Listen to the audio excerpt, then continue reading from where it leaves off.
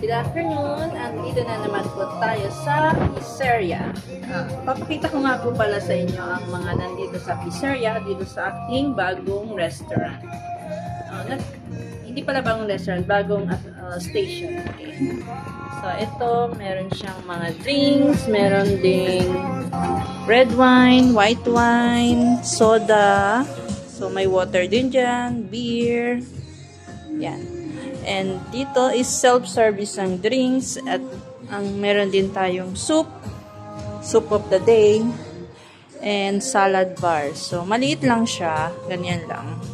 At pwede kang kumain ng mga fruits kung gusto mong kumain din ng fruits. Andito yung mga condiments natin, yan. At dito nila ginagawa ang pizza. So, nakikita siya ng guests. Ayan, open lang siya, open ang kitchen.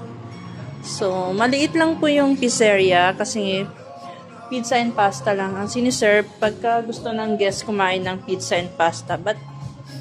Pero kung gusto naman nila sa magkape, diyan sila sa kabilang restaurant. Ito. So, yan. Ayan lang siya. And non-smoking pala dito sa pizzeria. Kahit nasa labas yung table, bawal silang mag-smoke.